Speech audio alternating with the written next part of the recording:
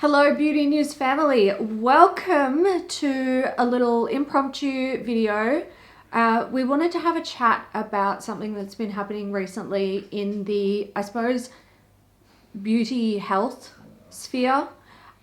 It's to do with the Choice sunscreen testing that has been all over social media recently. If you haven't heard about it, a little bit of background. Choice is a consumer advocacy group. They do a lot of testing and reviewing of different products, definitely not just beauty products. And in this case, it was sunscreen. And I think they are fairly trusted. They have a good reputation. Yeah, can I just say, so in Australia, Choice, so it's independent from regulatory stuff, and essentially they make their money by people becoming members and paying for membership so they can access all these sort of reviews and stuff like that. And when you go and buy a new fridge or something, they will actually advertise if they won a Choice award. So it's actually seen as being quite a reputable thing. Yeah, they're sort of like the consumer watchdog. They're the ones that are keeping brands, holding them to account, and a lot of people trust them. So it's been around for, I think, since the 60s. So it's been around for a long time, very well trusted. And the other week they've done this before, but they essentially released an article where they verified the SPF levels of a bunch of popular sunscreens in Australia.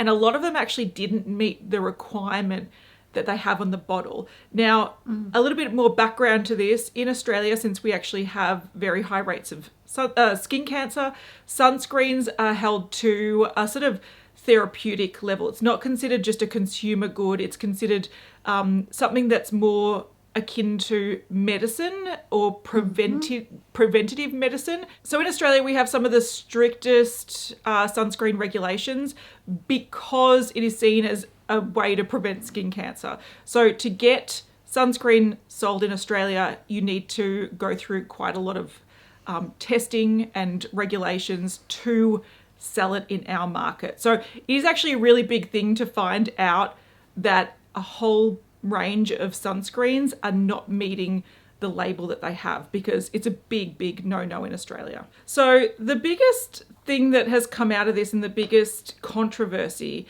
is that there is a well-known Australian brand, and I think they've actually gone to the UK now, so they're sort of starting to be international as well. But Violette is a brand that's only been around for a few years, but they have very comfortable high protection sunscreens. They're sort of expanding out to sort of tinted products and whatnot. So they're really trying to, you buy them in Sephora. So they're quite, let's say, higher end sunscreen. They are an Australian brand, and they were tested and they were supposed to have an SPF of 50 plus, which means that you actually got over 60, an SPF 60 when you have gone through the testing. So they claim to be SPF 50 plus, but when Choice sent them off to the lab for testing, they came back at an SPF of 4, which is, clutch my pearls, controversial. Yeah. So that's where this sort of drama has happened, because again, it's a very popular brand. It's a brand that's very well known on social media. They have quite a big following. They utilize, beauty reviewers and whatnot to really sort of promote their stuff. So the fact that they had this sort of really strong difference in what they claim and what was tested, it raised a lot of eyebrows, and a lot of people have varying opinions of this. So some people to the point where I've seen the comments like, I'm never using Ultraviolet ever again. Other people are saying this is possibly a case of you might find that they will sue Choice for defamation because it's going to be so damaging to their brand. I think back to when the banana boat drama came about, where they weren't actually meeting their requirements, and I still in my head are I'm not buying banana boat sunscreen. So I understand that this, if you learn this, this is supposed to be SPF 50 plus, it's actually an SPF 4, that will turn people off. And even people that have never heard of that brand will see it and avoid it just based on the Choice information. So some people are like, ultraviolet, they've done the wrong thing, this is ridiculous. And then there's other people on the other side of the fence that are like, Choice have done something wrong here. We trust ultraviolet, Choice have done something shady, and then there's all opinions in between. So let's just unpack some more of this problem, and then we're going to give our opinions. We haven't spoken about what our opinions are, but we both used ultraviolet sunscreen. I actually have one here. I'm wearing one today. This is one that's currently in my bathroom. It's not the one that was tested, but you know, I use the brand. I'm familiar with the brand. So essentially, what happened was that Choice tested all these sunscreens. A lot of them did meet their requirement and most of them didn't. So they were like maybe testing in the 30s or the 20s rather than SPF 50 plus. But ultraviolet was the only one that was testing really, really, really low. Now, apparently Choice contacted ultraviolet when they found this out, and they found it out by sending it to a reputable lab in Australia. They got a response of like SPF 4 or something. Then they did a double check. They actually sent it to a lab in Germany, which again is a really reputable lab, and they got an SPF of 5. So consistently, they were getting very low results. When they contacted ultraviolet, and ultraviolet, one of the founders did put up a statement on their Instagram and their TikTok, they mentioned that when they found this out, they actually took that batch, because they keep a sample from each batch, and they got it independently tested, and it came back with what they expected. It was like the high SPF 50s or 60 or something. So it was sort of what the label was saying. So they were sort of saying that this discrepancy must have happened because Choice did something to the sunscreen to lower its effectiveness. They also talked about the packaging, that it's been tested that if you keep the sunscreen in the packaging, it can like hold its effectiveness for up to 6 months. So they found out that Choice actually decanted the products into glass, I think amber glass jars, to send it to the labs. And that action was what probably lowered the effectiveness of the sunscreen. How do we feel about this, Hailey? I want to know what you think, because I have gone on a roller coaster of emotions with this. Okay, so I have watched a little bit of content around this, and I do have thoughts. I would have to admit that I haven't watched everything that has come out about it. I've seen a lot of people weighing in, a lot of people I don't know. So I'm like, is that even like relevant information that I should be taking into account? But I have, I've read the Choice articles. I've watched Ultraviolet's video. There was a video done by Choice, which I watched, which didn't have much information. And I definitely question that they mentioned with the first testing that was done by Choice, they decanted into an amber glass jar, which shouldn't change the like molecular structure or integrity of the sunscreen, and they sent it off to a lab which was only a 1 hour drive away. Now, I would really like to know how long that product sat in the lab before it was actually tested. When you talk about sending something off that's been decanted to Germany, like that's not a 1 hour trip. Where like, but the results were similar though. The results were similar. Yes, the results were definitely similar. I honestly, when I first saw this, I was a little bit like, when I saw Choice's results, I was a bit skeptical. I did initially go to the thought of, oh, they're releasing this information, which is typically behind a paywall, mind you, to get people in to like pay for a subscription and see more. To be fair though, they do have articles that are always public, and then they have more information behind a paywall. So they always have some information available on their website. So this is not uncommon. They've done this kind of thing regularly. And this one in particular, I don't think there's anything behind a paywall on this. I think they have made this completely to the point, open to the public, which I think flag their article much respect, they actually have a link to a Dropbox or something where you can access their imagery and their B-roll imagery. B-roll, yes. Yeah. It's a B-roll of the little video that they did where they were talking about how the different ones ranked. And look, I was a bit skeptical at first, and I also saw Ultraviolet's video where they explained, you know, how they do their testing and all of that jazz, and how they, you know, sent off. They went very in depth with the information that they were giving on how things are tested. They were very they looked very open and honest about what they were talking about, which made me think, you know, surely something has gone wrong. But honestly, I have to say, after all this time, I don't feel that there has been any, there's been no answers as to why this would happen, why you would have Ultraviolet's testing coming back.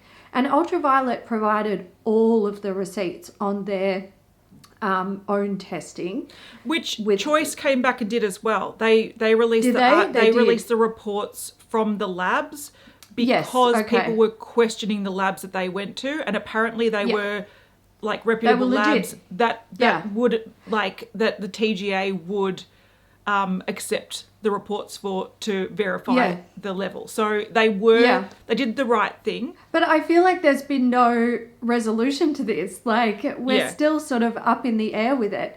Ultraviolet, their results from their own testing is legitimate and shows that the SPF rating is of the safety standards that are required. And Choice's testing results are also legitimate and show that they are incredibly low and definitely not meeting the requirements. So there's nothing that can, I mean, it's just like, what now what? I have to go based on my experience with Ultraviolet. I've used their sunscreens for years. I've never had a problem with them. Look, at the moment, where it's at is, I think the TGA is going to conduct their own research. So they're the governing body to this area. So it's been reported to them and they're going to do their own testing, which will take some time getting results back. Look, like you, my initial gut reaction was, oh my God, poor Ultraviolet. This has come out, something has gone wrong, and they're going to cop so much flack for this and lose so much respect, which I was like, they don't deserve that. They're really reputable and da-da-da. And I think they are. But I also think Choice is, like you said. Now, what seems to have gone wrong here, and I've heard varying things, and I don't really know how credible the sources are, but apparently there's people that are saying that as soon as you take that particular formulation out of its packaging, it destabilizes and, you know, loses its effectiveness. And now the thing that's interesting is that on that list, all the sunscreens were decanted. So it was only Ultraviolet that dropped from SPF 50 plus to SPF 4. All the other ones some of them did drop, some of them stayed stable. So some of them may have lost some of the effectiveness due to decanting them and travel like an hour to a lab, and who knows how long they sat there. But the interesting thing is, these sunscreens don't have on the label, do not remove from the packaging, do not decant. Yeah. The only warnings they have is like, do not put in the fridge or freezer or whatever it is and keep below a certain temperature. So there is some guidelines about how you should store it, but it never says on the Ultraviolet website or the packaging not to decant it. Now, I originally was like team Ultraviolet. Then as a consumer, I was like, wait, there might be times where I choose to decant this. There might be times where I've stored this badly. I might have it in my bathroom that in the morning it's 5 degrees. In the afternoon with the sun coming in, it's 35 degrees. Like that volatility is part of the Australian experience. Absolutely. It is what it is. I also sometimes travel for work. Sometimes I'll decant some of my moisturizer into a little tub, not knowing and not seeing a warning that that is actually going to lose its effectiveness to a point where it's useless as a sunscreen. Now, if I'm doing that, I think I'm taking a risk where I'm like, okay, SPF 50 might turn to SPF 30. Who cares? It's still protection. But the fact it is so volatile that putting it into a glass jar that is actually like protected from the light because it's an amber jar loses its effectiveness to a point where it's no longer sunscreen. There's something fucking wrong with that.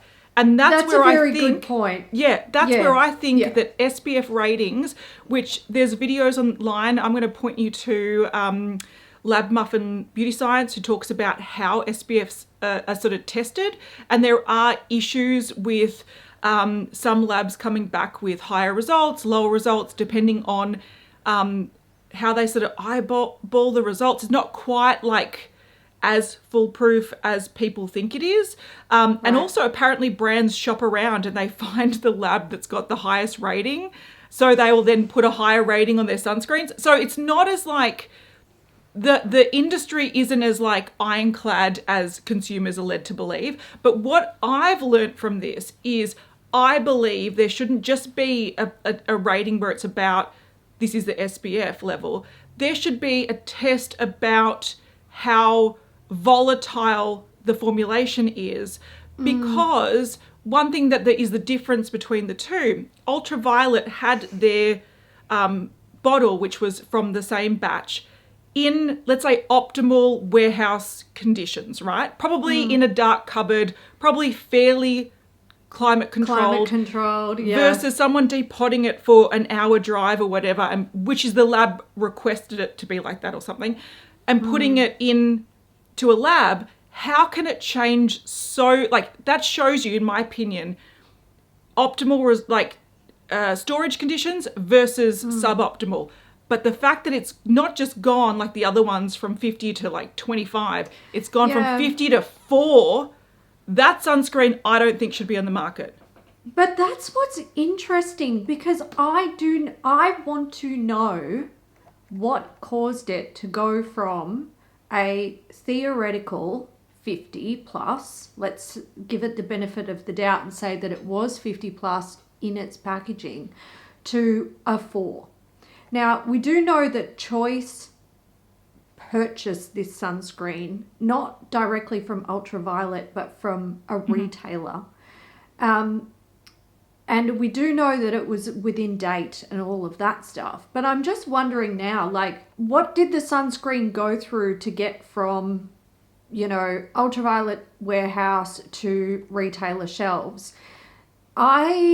Depending on where you purchase something, like I'm just thinking about, buying milk from the supermarket, especially here in Perth. I could probably count the amount of times that I have gone and bought milk from the supermarket and had it actually go off prior to its expiration date. And I believe it is because it has sat in bad conditions during the Perth summer. Because when, dairy comes to a certain temperature, it's fucked, bad. Basically. Yep. So I do have to wonder if something has happened there as well. I don't want to defend Ultraviolet, and I don't want to blame Choice, because there's every chance that this sunscreen really isn't, good. And I think it absolutely needs to be tested more thoroughly, and people need to know about the results. And if there's something wrong with it, it shouldn't be on the market. People shouldn't be using something that they think is protecting them from the sun, and it's not. The whole point is to help prevent skin cancer.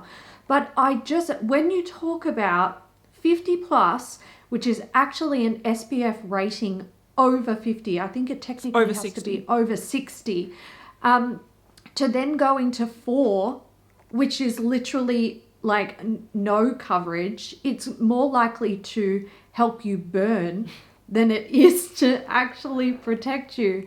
What happened? That is drastic. Yeah. That's a lot. That's where I feel look, yes, maybe something happened along the way, but that would not be an uncommon occurrence in that supply Correct. chain. So that's where I'm saying you can test a warehouse perfectly stored sample and go, oh yeah, it says what it is. But good. if that formula is so volatile that temperature changes, travel, whatever, imagine taking that to the beach with you to reapply during the day. That in itself, having it in the sun, should could technically then render it useless. Yeah. So well, we do know. Yeah. They talk about when you reapply sunscreen to reapply it every 4 hours. I'm pretty sure that's what it says on the ultraviolet. That's what all sunscreens packaging. I think say. Yeah. So we do know that sunscreen is volatile in but itself. It also gets absorbed. It doesn't. It gets absorbed and it starts breaking down when it's like... Correct. So when it's exposed to sun, it breaks down. So we do know that it's not designed to be like this permanent, long-lasting product. Here's the thing. There's no warning that says you can't decant it.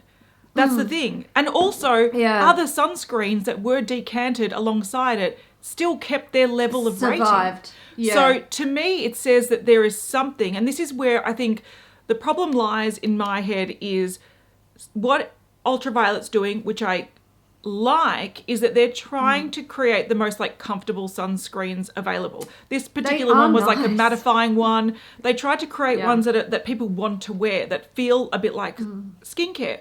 But then if you're doing that and you're doing that to the detriment of the stability of the formula, like that should not be on the shelf. And there are other brands, like the Mecca to Save Face body sunscreen was in that list. I love the face one.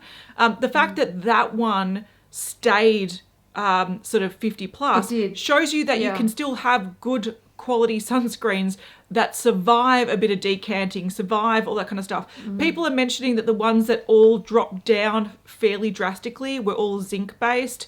This particular one was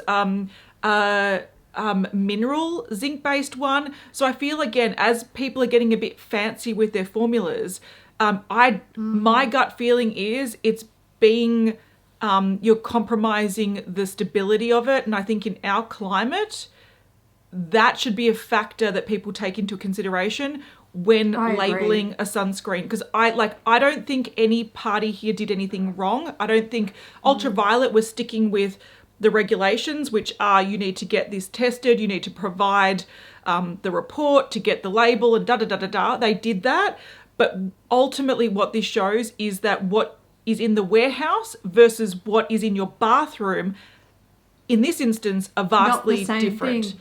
And that should not be the case. So I feel like what has to happen is there's got to be a shake-up where they go, okay, stability and being able to decant it, being able to survive volatile temperatures and whatnot should be part of what they look at when they're awarding these labels to sunscreen brands, because it's part of the Australian experience. It is. Like, I take my sunscreen in my handbag to the beach. If I knew that, at the moment it's sitting in, this morning it was like 5 degrees in my bathroom, but then 2 months ago I was at the beach and it was 30 degrees. If I knew that sunscreen wouldn't survive those two, would I buy it again? No, I wouldn't. Why would you bother? You wouldn't do it in Australia. And not only that, like, think about in summer, if you are, going on a road trip, potentially you've got sunscreen in your bag, potentially you leave that bag in the car for an extended period of time. If that car is in the sun, it's getting up to 60 degrees, 70 degrees. Like, it's enough to kill animals if they're left in the car. Yep. If your product is so unstable that it can't withstand that, then you're not meeting the standards of like general life in Australia. Yep. And we're talking about a hot car, okay? Sure, we can avoid leaving our sunscreen in a hot car if we have the knowledge to do that. But also a massive problem in Australia is that houses aren't protected well from the general elements outside, like the heat and the cold. A lot of houses don't have insulation. They don't have heating or cooling. So sometimes houses are hotter or colder than it is outside on any given day. So Yeah, if you've like- got a 35-degree day, could be 40 degrees in your house. Yeah, and this one says, it says, do not refrigerate. I can tell you my bathroom this morning is actually colder than my fridge is. So, Yeah. it is, and that's where I think that there needs to be a different level of testing, because there's going to be people in the comments that are just like, people should know not to leave their sunscreens in the car. People should know not to decant them. Well, firstly, it doesn't say that. And secondly, I think sunscreens should be robust enough to at least withstand some of those temperature fluctuations. I agree. Obviously, ultraviolet one isn't stable enough, but other sunscreens on that list, I think a Kohl's one did really well. Like other brands can do it. So I think we should hold those standards to ultraviolet. And even though I love ultraviolet and I love their products, I would not buy that purple one knowing that there is a chance that by the time I've bought it, it has dropped down to SPF 10. For me, I think this drama has just highlighted almost like a blind spot in the industry, and they need to do something to fix it, because I'm not spending the prices of ultraviolet. Oh, it's so expensive, isn't it? To then not have it work. Like that is... That shouldn't have happened. Yeah, no, I agree. I think, our testing is very stringent, but I think you make a really good point about like sort of expanding the requirements of, the volatility, basically making the product stable and able to withstand Australian conditions and things like life in general. Yeah. So we will leave some resources below for you to go and check out if you want to sort of, dig a little bit deeper into this. There is a lot of information surrounding what's happened here, and it'll keep you amused for hours if you want to go and have a look at everything that's going on. There are some fantastic sunscreens on the market that have rated very high. La Roche-Posay, the Anthelios Wet Skin Sunscreen, actually had a rating of 72, which was fantastic. I'm going to have to try that one out this summer. And if there is an update on this, if we get a bit more clarification, we'll probably do a quick little video to have a chat about it, because I think it has been really interesting. And this sort of stuff, like if you take skincare seriously, especially in Australia, and this is for everywhere in the world as well, but in Australia, if you take skincare seriously, you take sunscreen seriously. So, I think there would be people who are interested in what's happened here like we are. But we're going to leave it there, guys. We hope you enjoyed it, and we'll catch you in the next one. Bye. Bye.